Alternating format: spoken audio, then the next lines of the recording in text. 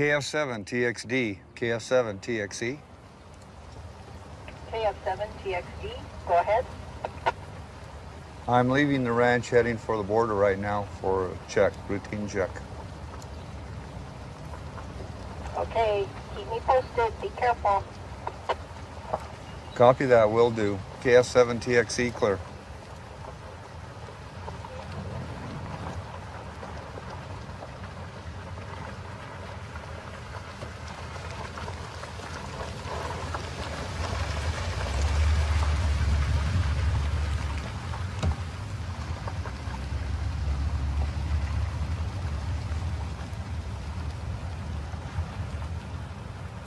Right here, they cut this fence down. Cut it off. There's a road that goes all the way down to the gas pipe roads, and they brought in one vehicle that was very, very heavy. Obviously not drugs. I mean, they throw drugs over the top all the time. So for them to go to all of that work, you know, it worries you what was in that vehicle that they couldn't launch over the top. And the first thing I think of is weapons or, you know, some sort of a weapon that, you know, anything that would be very, very heavy would probably be uranium based or something of that nature. So that's, you know, they were successful in doing it and only did it once. You know, they probably won't try it in this area again.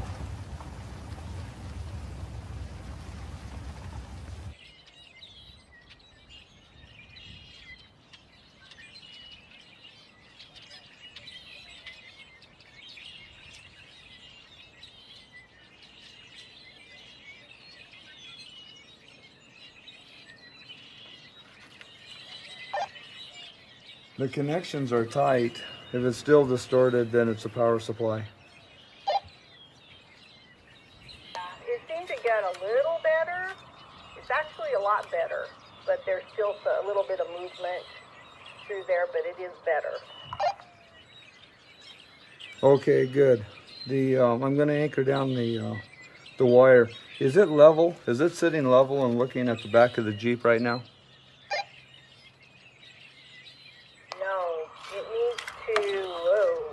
Yeah. Okay.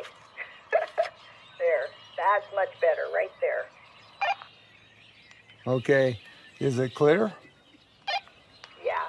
I think it's pretty clear. Okay. Good enough. Thank you. This one looks down the side of the house. It gets down the side of the house and out into the yard. This one looks down my fence line back towards the back. And then there's another one there that looks out into the field to my east.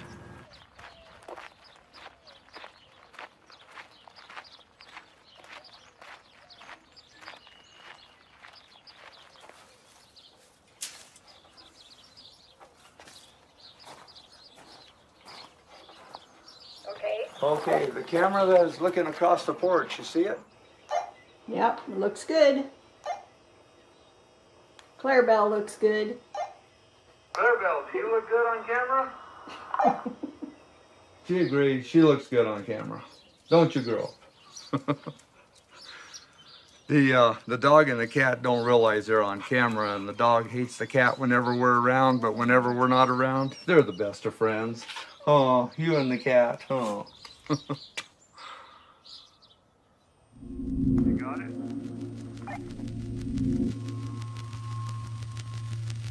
Yes. Okay, you see which camera I'm at right now? Yes. Okay, double click on this.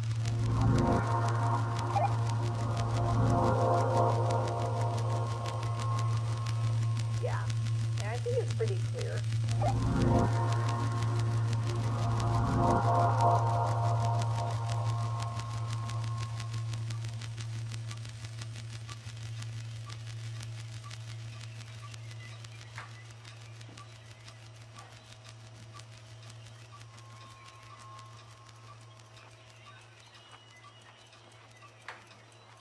Before this big wall, before that was up, we've had them bring down the INS bus, 60 people at a time in my pasture.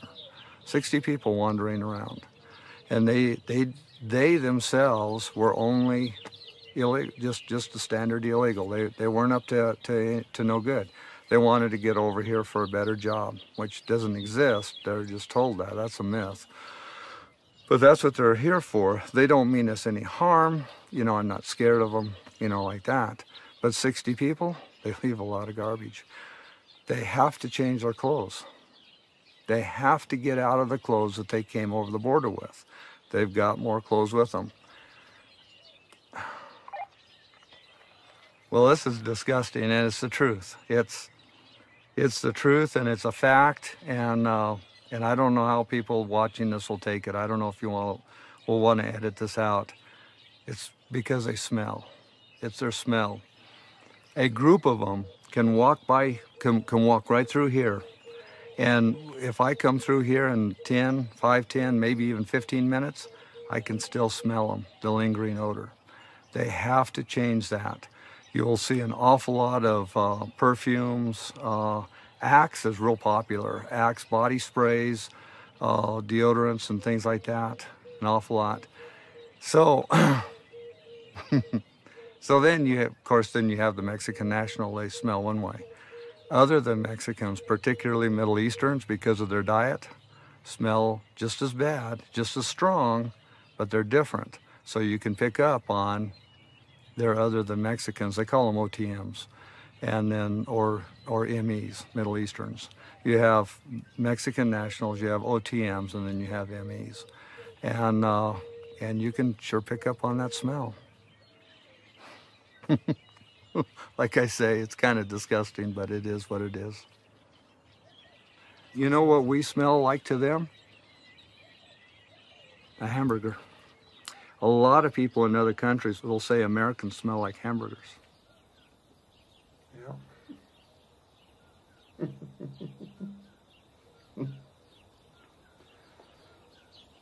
When I was a kid, I was related to almost everybody down here. Virtually everybody down here I was related to. But more people are moving in, and they're not overly friendly to us types.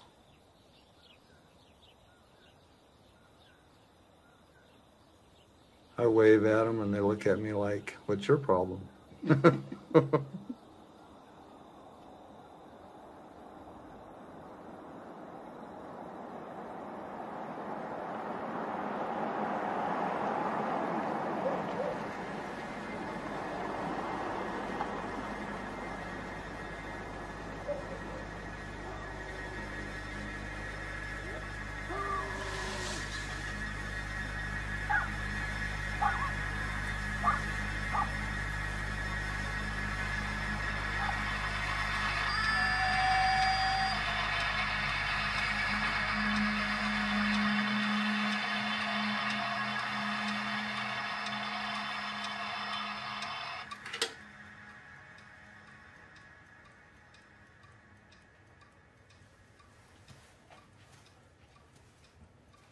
Next to our beds, we do keep weapons. My wife is small. On her side of the bed is a Ruger. She has a small hand, so she uses a very small weapon. It's a .380. We do have it currently loaded with armor-piercing, body armor-piercing bullets. So, you know, it's a very effective weapon, very deadly weapon. And we use the lasers on the things so that you don't have to point. As you can see, you know, all you have to do is put your hand around the gun. The laser light comes on. That's where the bullet's going to go to. So that assists you at night. If I've got the same thing on my Glock, instead of having to take aim, you know, and actually having to take aim. They see the red dot on them. They know that you mean business. The next thing that's going to happen is the bullet's going to hit right where that dot is. On my side of the bed over here, my hand is considerably bigger, and I like a Ruger. The holster is one that you have to, that locks, riding the quads, etc. You know, the gun won't come out. This gun would be devastating to you. Like I say, we've got these here, and I would hate to have to come out of a sleep to use one.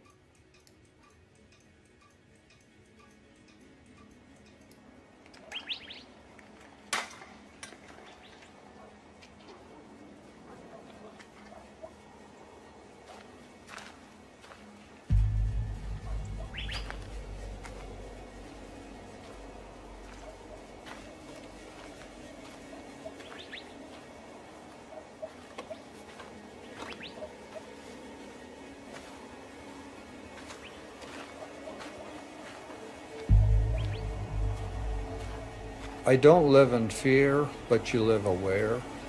You know, when you do step to the back door, you always look all the way around.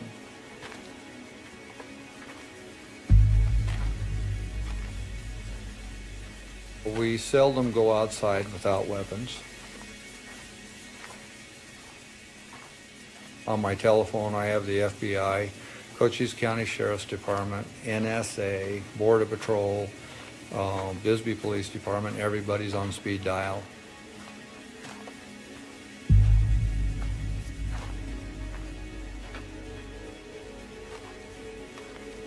If the dogs of the neighborhood are too quiet, you also have too quiet. So, you know, just feelings.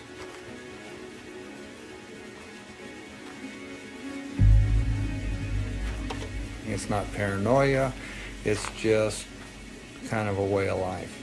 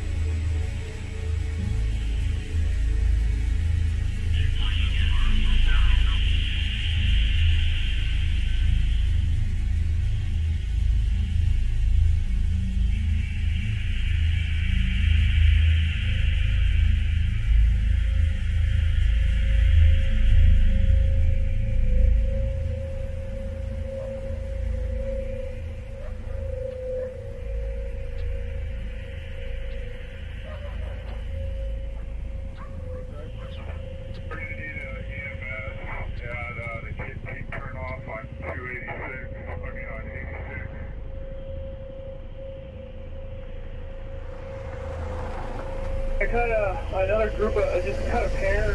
They're pretty fresh. I can't tell if they're hunters or not because they went over the fence instead of under.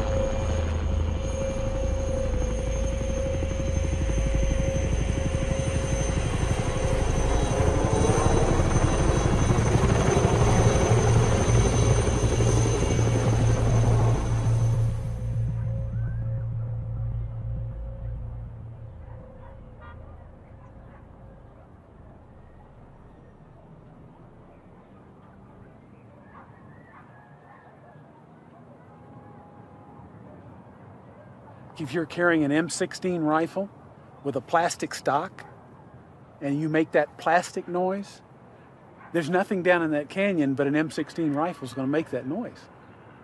So if they're going to hear that and they're going to know who that is, and they're going to go in the other direction.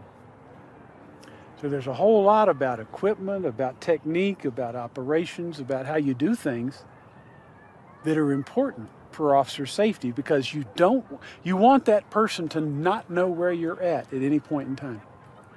Now, if you see the guy driving down the road, that's one thing.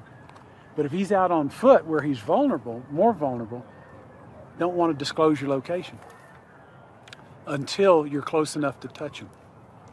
And that's the bad thing about Border Patrol, is seeing these people doesn't mean anything. To actually apprehend them, you have to get close enough to put your hands on them. That's the difference between Border Patrol and the military. The military can sit back 3 miles away and pull a cord and shoot a shell or call in an airstrike and take care of their problem. We have to actually get close enough to put our hand on them. That's where the art form comes in. That's where the difficulty comes in. That's where it takes the experience, because you have to do that safely.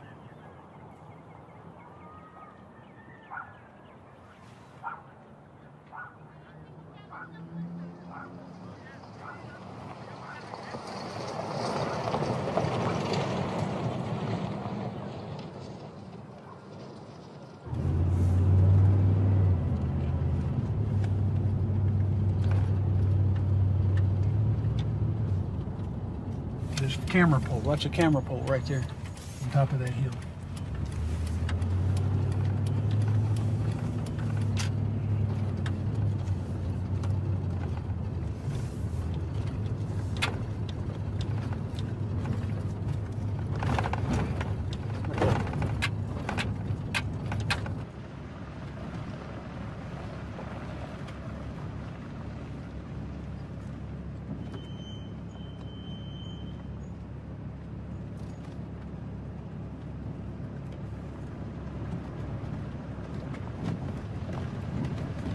Right over there is where Alex Kirpnick, one of my agents, was killed back in 1998.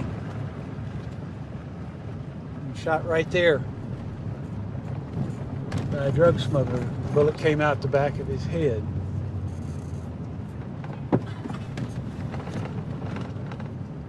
He hesitated. When the guns come out, you can't hesitate. You have to do what you got to do.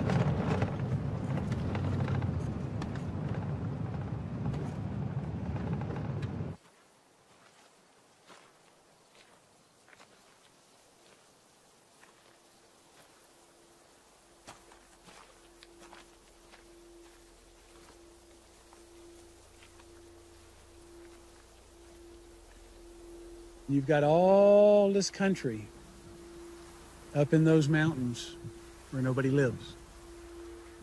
It's all national forest, and they tried to make it a wilderness area. And as soon as they started limiting access, the criminals went in there and started taking over, and really made it a very dangerous place. Probably the most dangerous place on the border right now.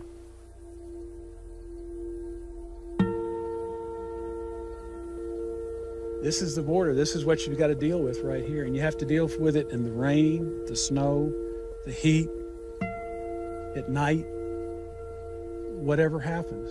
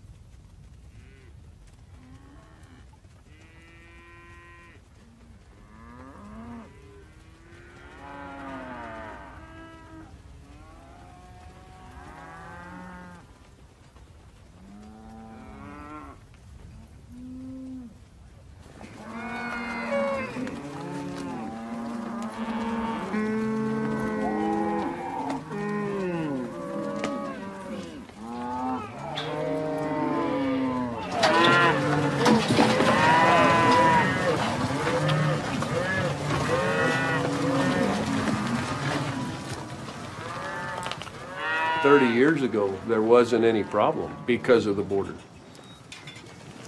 And then the immigration problem started, and then they started cutting fences, and then the Border Patrol came, and then they start chasing everybody. And so they tear up just as much as the illegals tear up. And so, anyway, that's what affects ranching, is there's always something going on the ranch with people or vehicles being chased. It's as much Border Patrol as it is illegals.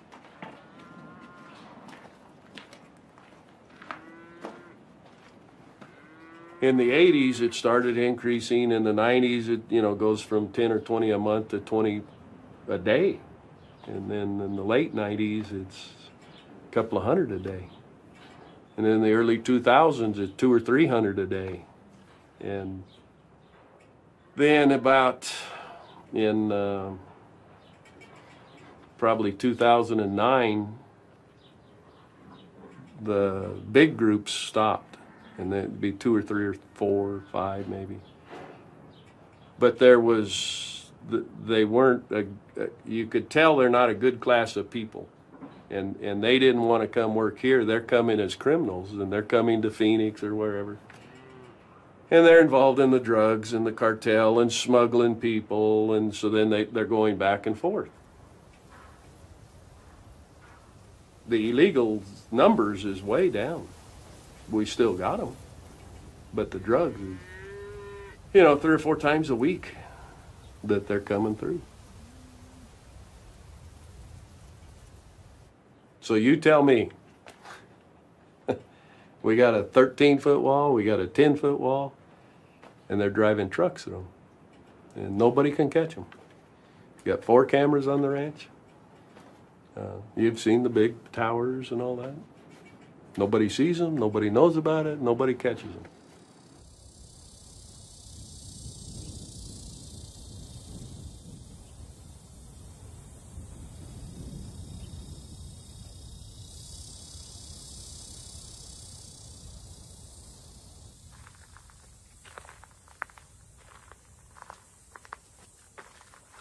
The way you look at it, first of all, as you're going along the fence, you look and see where people have crossed.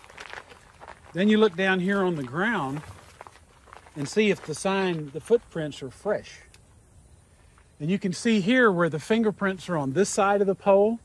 That means they climbed up from the Mexican side and came over. If they had climbed up from this side, the handprints would be on the other side. Like here. You can see the footprints here where they went back over the fence. But if you look on the other side, their handprints will be on the other side. So you see people going in both directions here.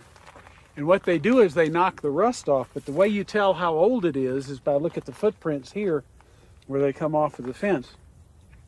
So when you think of the criminal activity that is associated with illegal immigration, it is marijuana, cocaine, methamphetamine, and heroin. It's money. All of this stuff is produced in another country, is brought to this border and brought across this border and then distributed throughout the United States for sale. If it doesn't make it across the border, it can't be sold. The other problem is getting the money from the sale back to the people that own the drugs.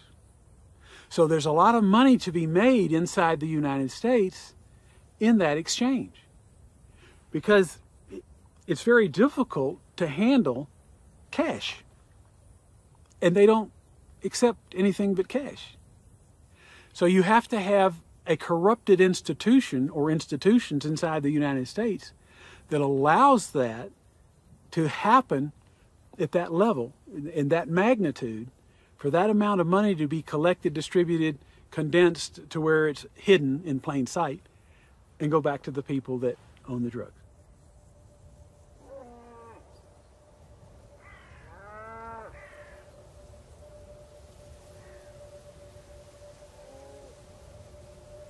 They had visual, aerial surveillance on 7,333 aliens that came across the border west of here, of which the Border Patrol caught 410. Is that a secure border? No. If they had 410 get away out of 7,333, you're getting closer to a secure border. A really secure border is where nobody even tries to come across. And I am certain that that is not what the people in Washington, D.C. want.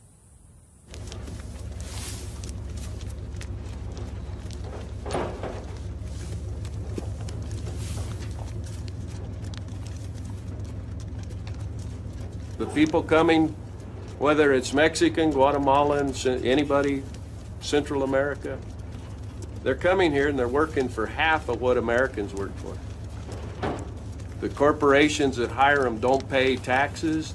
It's cash, half of what they pay in America. That's why it's still happening, in my opinion. You know, I've said the Republican Party wants cheap labor. The Democrats want cheap votes. The American people want cheap tomatoes.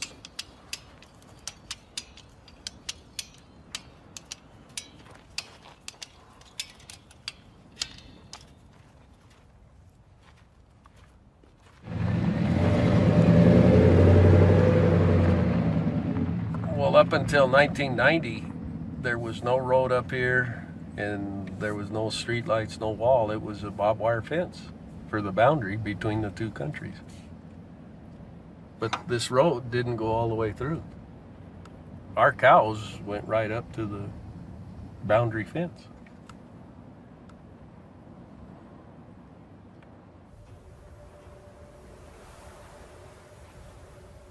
America thinks that every Mexican's a bad person, but not every Mexican's bad. Not every Mexican's selling dope. Not every one of them's coming here illegally. And that's ruined part of the relationship with them. We crossed all the time. Help each other round up cows. Go up to the mountain. Go to restaurants. Go across the line to drink. Party. No more. Because of the wall.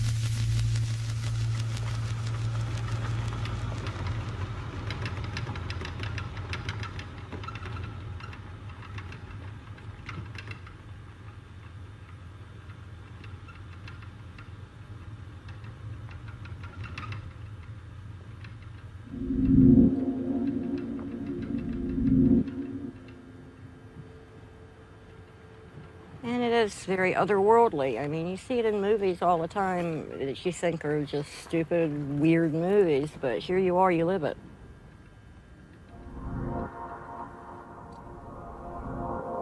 You know you're being watched. If you live here, you know it. Sadly, a lot of people have gotten used to it.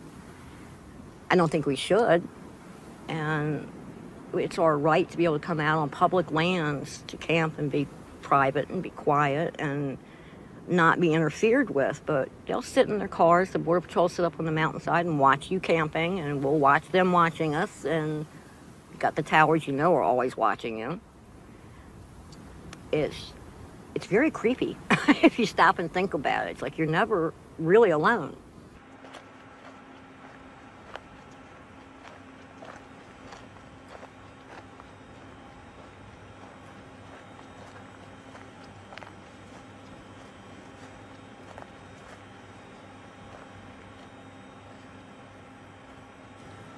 This is Big Brother.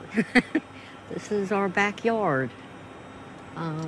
This is a station that the Border Patrol or Homeland Security has, one of many that are out here in the desert. They're supposed to be protecting us from what, I don't know. They are not allowed to be pointed into Mexico, who supposedly we're in fear of. They point instead into our desert and our town site. They can radio between tower to tower and pinpoint where people are and how many people there are, and radio in to get boots on the ground, as they say, to come marching up on you with their AK-57s at any moment. There's buried sensors out here you trip without even knowing it, and you get come down on once again with guns, horses, ATVs, whatever they happen to be on at the time. And it's like, for instance, the mountain over here is Baba Kibri. That is a holy mountain to the Native Americans. And to me, this is the holy mountain to money right here.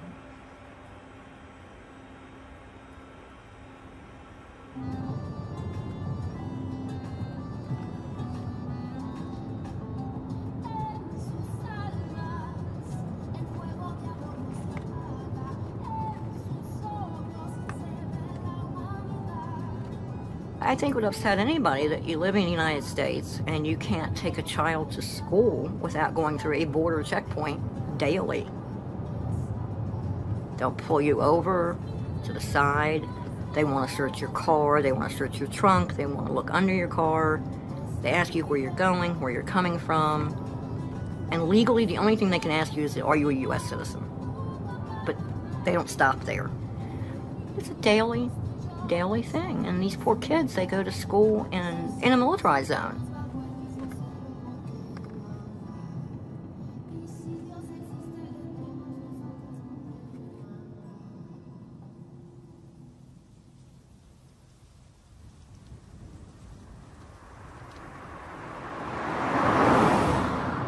It's hard to teach them any trust because the outside world is constantly fear, fear, fear.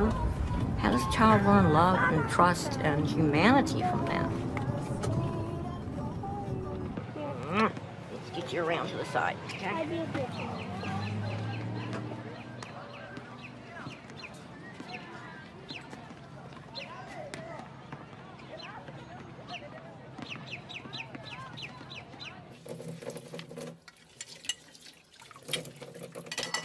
This war at the border is a war on us. It's not a war at the border.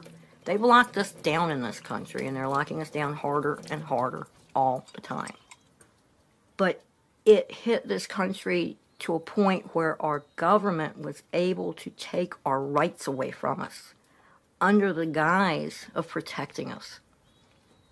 And it turned these border issues into a war against us. And I can't see going through my life in fear of my neighbor.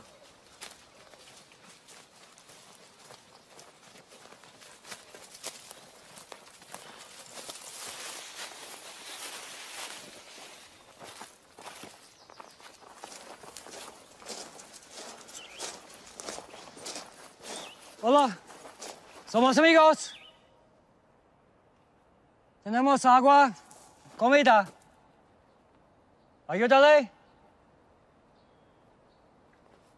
Los problemas médicos. Somos amigos. Okay. I don't know. Over there, yeah, I think over here it's a little bit. Yeah, I think this one's better because this is more of a shaded. Yeah, so A few years ago, late at night, maybe around midnight, a young couple showed up at our back gate, freezing. They were well underdressed, who knows how long in the desert. It was way below freezing, probably around 20 degrees. And they had their 2 young children, probably maybe 2 years old and 4 years old with them. So, and I really wasn't sure what to do. And you know, I got them blankets, coats, hats, and did all these other things, but I didn't bring them in the house.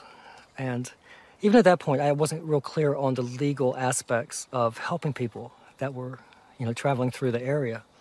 You know, looking back, I can say, well, I could have brought them in. It would have been no problem. Today, I would do that. But I look back now, you know, I gave them all this great stuff, but then I sent them on their way.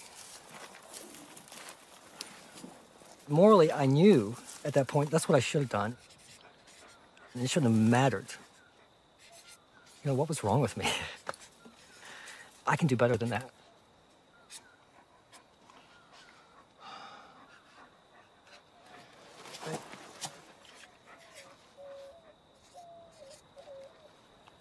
If you put yourself in their position, they're leaving their homes, they're leaving their families, their extended families, their whole culture, giving that all away and taking this tremendous risk to cross this unknown territory to enter another country.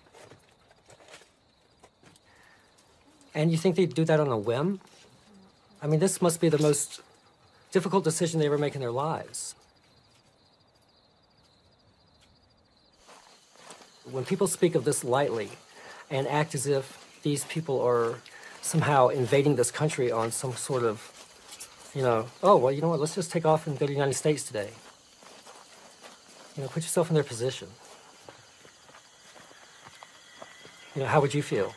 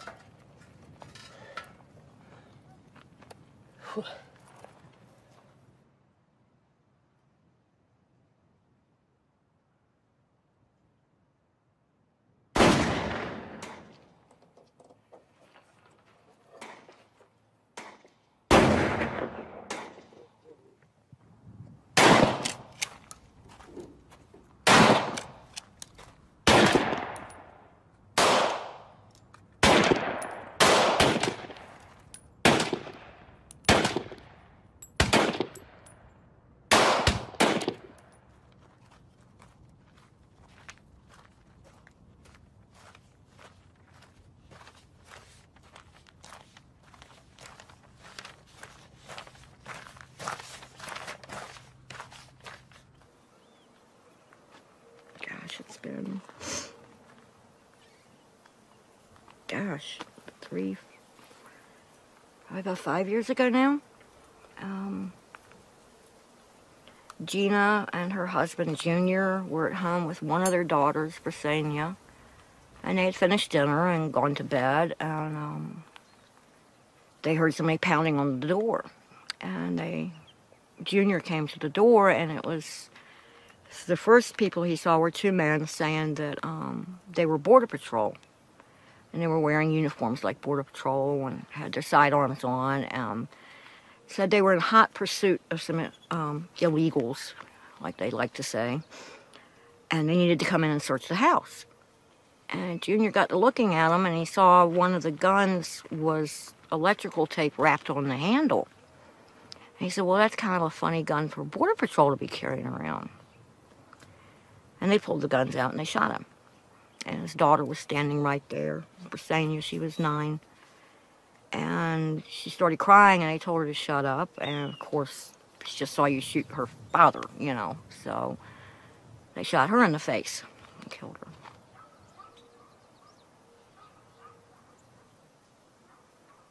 But it came out that it was this militia group, which out here on the border there's several different groups.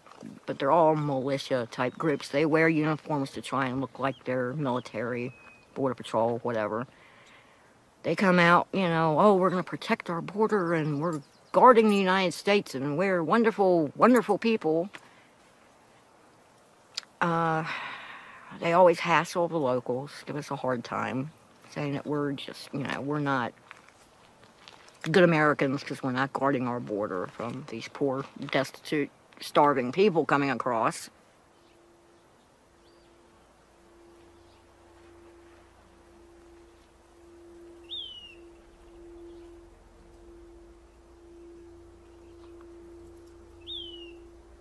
If you go back in history and look back, any time mankind has drawn a line and said, this is my side, this is your side, made an imaginary line in the sand and called it a border, it's caused trouble.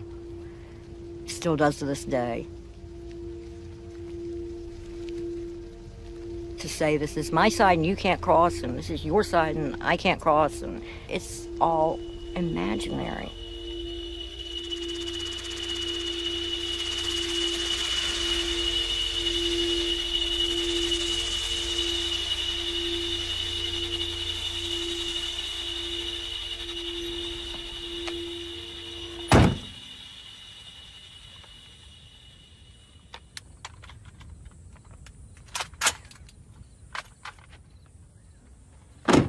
Inside this brush here is a creek bed, and they use it to hide while they're waiting to be picked up. You can walk up through some of these little paths coming out of there, and sometimes if you're lucky you can find somebody hiding in there, but they may not be happy to see you.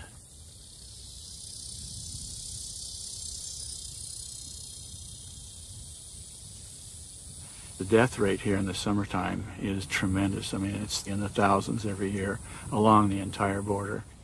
And in the last year or so, we've seen more cases where if somebody can't keep up anymore, they'll come back and take their food and water so they can give it to the people that still can walk. And so it makes their chances of survival very, very small at that point. And there are a lot of bodies out here in the desert. And you know, the coyotes and buzzards take care of a lot of them. I don't know if you saw the buzzards when we came in, but the buzzards in this area are more numerous and they're fatter, and they reproduce faster because they have a lot more to eat along these areas.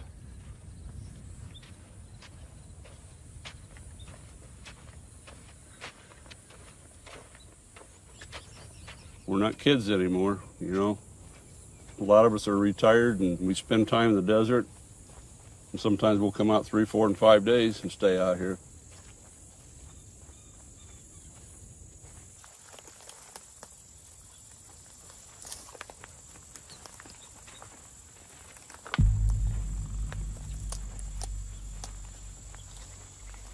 The people of the United States, and we speak for a lot of people, they're very, very angry about the fact that these people here are coming into our country.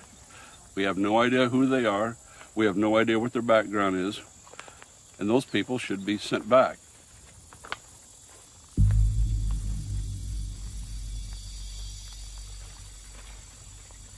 They're not the kind of people that builds a country. They're the kind of people that lives off a country that's being built.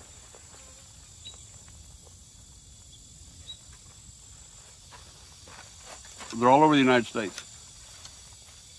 They're your new neighbors.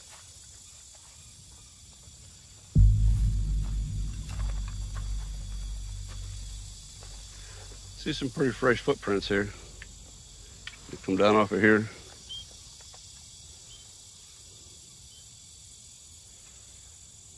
Well, it's within the last couple of days. You can see here was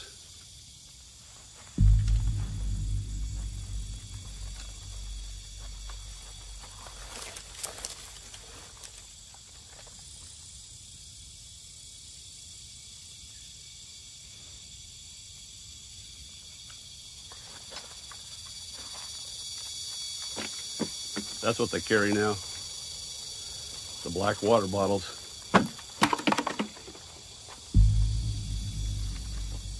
He and I are both veterans of the Vietnam War, so the first time I came out on an operation like this, I felt like I knew exactly what was going on, and basically I had been trained for this exact process. So in effect, I was just trying to get a little bit more mileage out of that training that the United States Army was so generous to give me.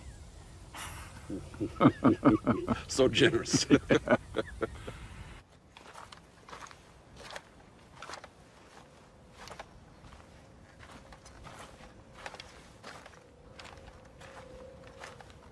This is not a good place to be. Not a good place to be. You never know when things can turn bad and sour, and this place always has a potential of doing that. This was not here last time, but it's pretty putrid, but it wasn't here last time.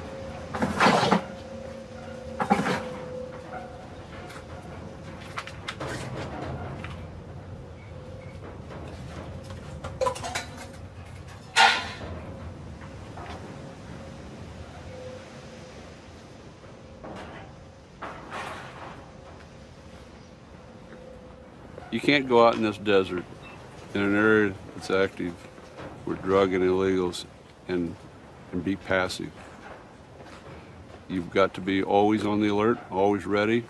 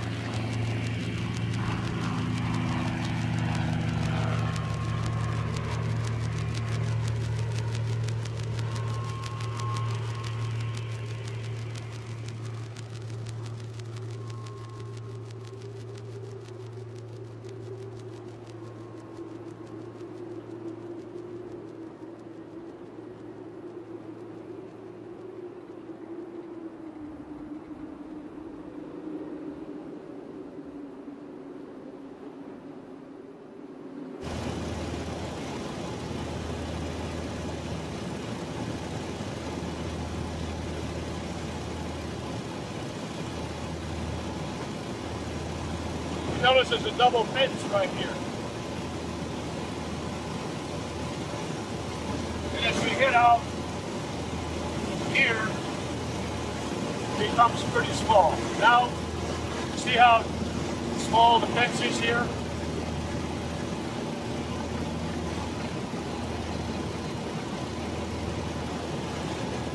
Now, it was in this area where when they put the National Guard over here, but they didn't stay very long. They would fly around, take pictures of where they were, come back every so often, and they would be gone. Most of that was just for show. They drive around, the media would come out, take pictures, saying, hey, the National Guard is on board. And once they got their pictures, they all left.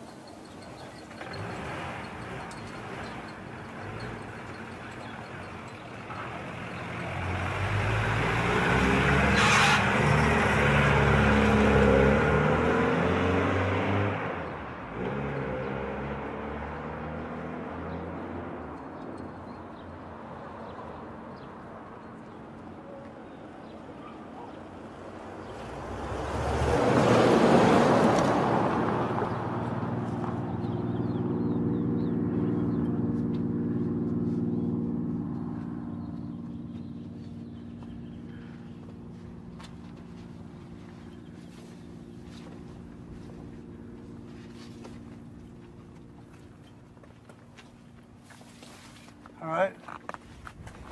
You want to get this one in the center, do you think? Yeah. All right. See, 1, 2. Yeah, that's good. Let me see if I can get a picture of this thing.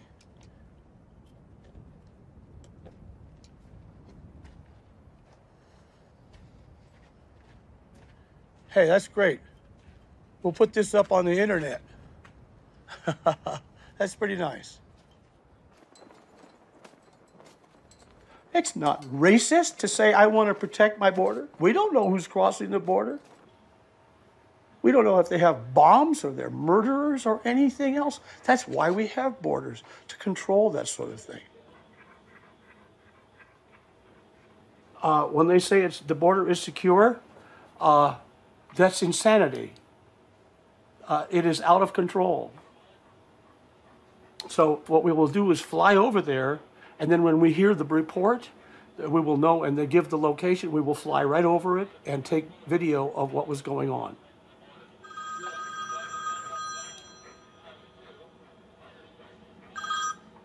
ABP? This is very interesting. We had our sensors out in the river, okay? And our sensors were triggered, and we actually moved into position with our camera, and this is what we saw. Yeah, I cut a group of cars. I'm trying to get into the tally, total number here for you.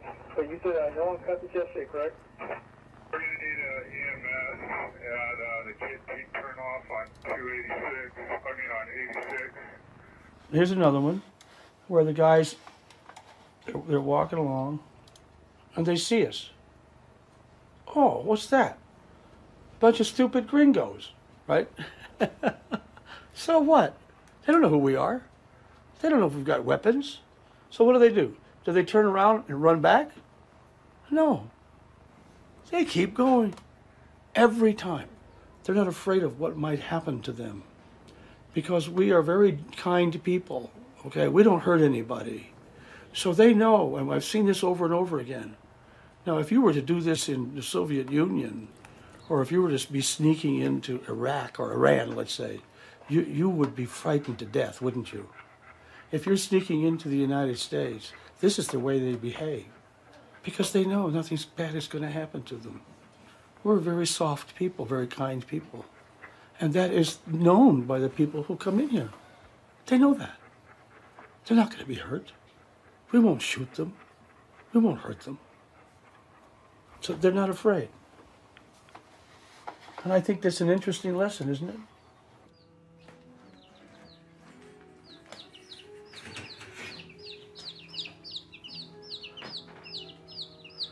George loves these chickens. He sits by hour watches them. Starlet likes them too.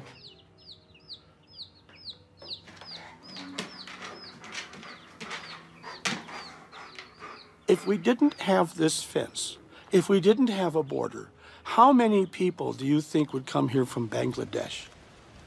Millions. How many people would come here from all over the world? This is where they want to come. So we would be overwhelmed, and it would stabilize, except when instead of everybody rising, we would all fall to the same level, in my judgment. I think we are the last best hope of the universe, you know. We listen in the dark night sky for signals coming from other planets. We hear nothing. We hear nothing. We may be all alone.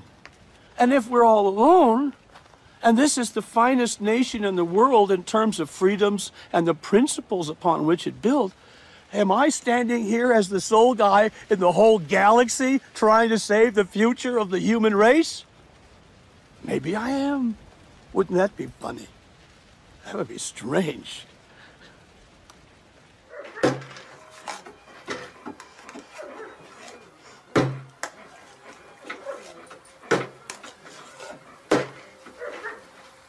George!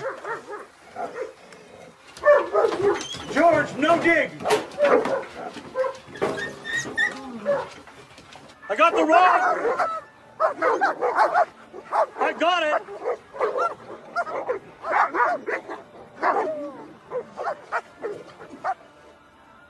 We know how to fly to Mars. We can go to moon 40 years ago. We can do all of these things, okay? But we can't secure this line on the border. This is madness. Absolute, utter madness. It's sanity.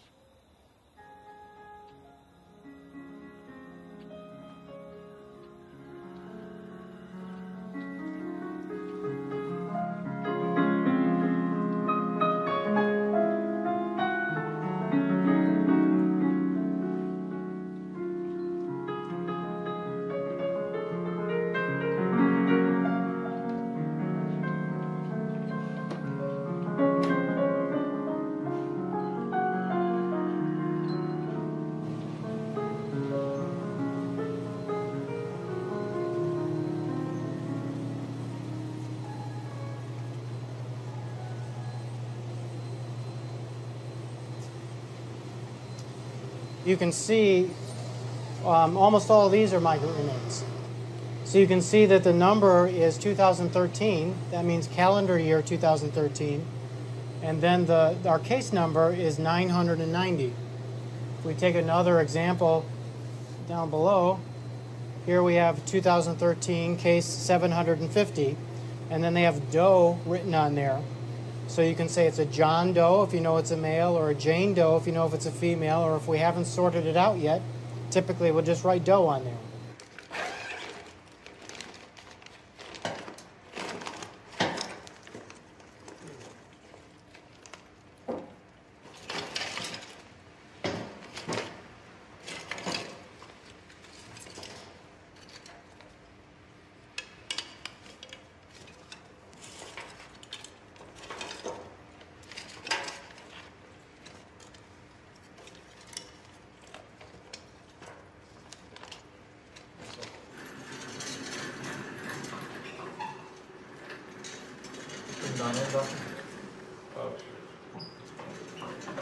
Hey, question? What is that thing there? That would be a bone from an animal that's not a human. Here we go. I feel better. Thank you very much. Which animal? Oh, it's not human. Okay. Probably a deer, maybe a cow, probably a deer.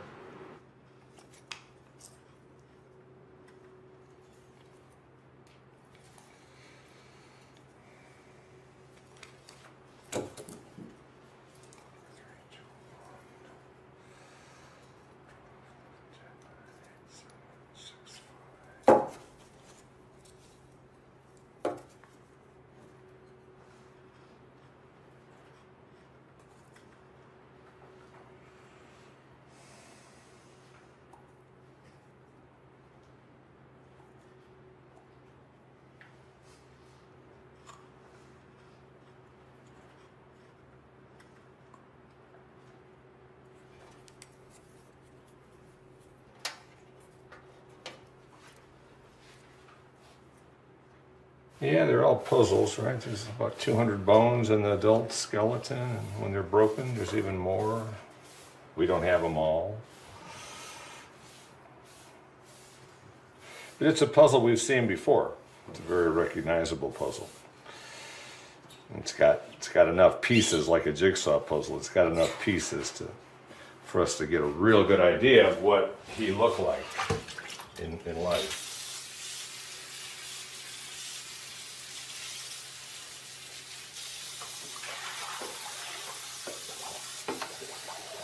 So we know it's a male, we know he's an adult.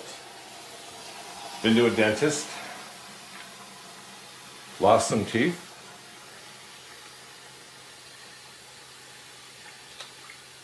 Probably made it to his 30th birthday, but maybe just a few years younger.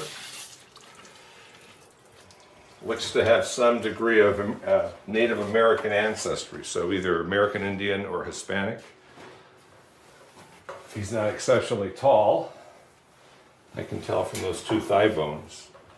So he is right now, a very average, based on the 2100 bodies and skeletons we've gotten in this office for the last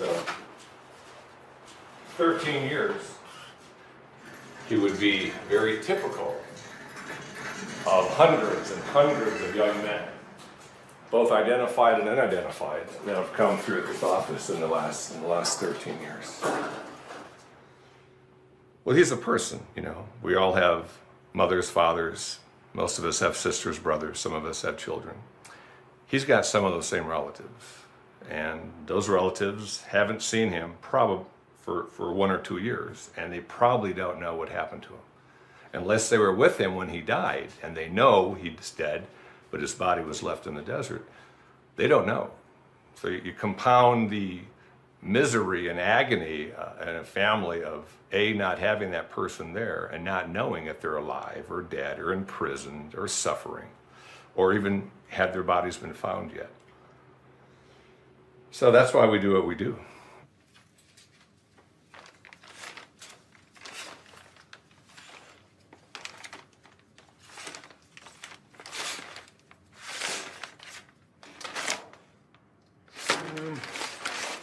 Here is 2013 is case number 49, so it's probably from January of this year. Here we just used a piece of tape to lay out the pesos. Here we have an identification again from Mexico.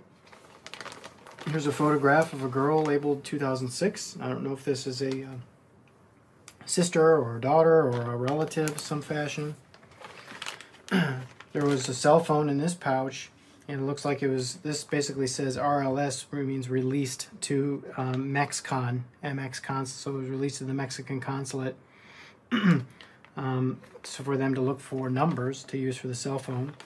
Here we have a condom that's not going to be effective anymore.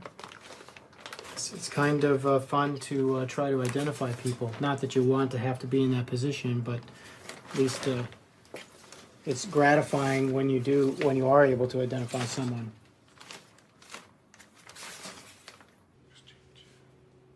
If you can't let people stand in line and pay a fee in a timely manner, they're going to sneak across. I would do it. You would probably do it. People do it all over the globe, right? All over the globe, international boundaries get infringed upon by other people, typically those people that are going to do lower paying blue collar jobs. So my feeling is that we should let these people in to do those jobs, or we should keep them out of Arizona. But right now we don't do either. We make it hard for them to come here legally, and at least in southern Arizona, away from the urban areas, we allow them to get into our desert. Some of them die, some of them make it to their destination. So, what are you going to do? Until the politicians pass new laws, regulations, we're going to see more of this.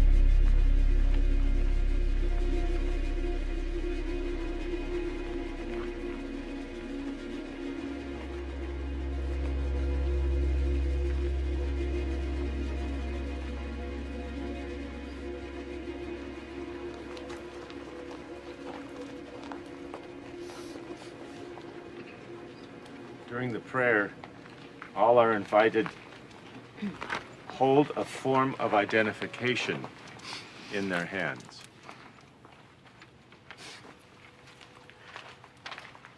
God, who lives beyond all frontiers of space and time, in situations of fear and uncertainty, remind us of who we are and how we need to identify ourselves to the world. Help our lives to become a great celebration of all who we come to know each day, rather than a great denial of those whom we fear might harm our own status if we associate with them.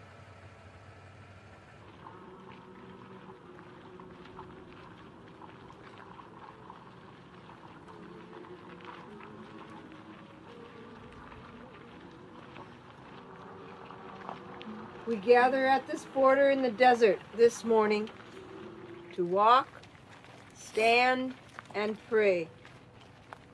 We reflect along the border because it is a wilderness, a world between worlds. We walk because they walk, both the living who search for hope and the dead who search for peace.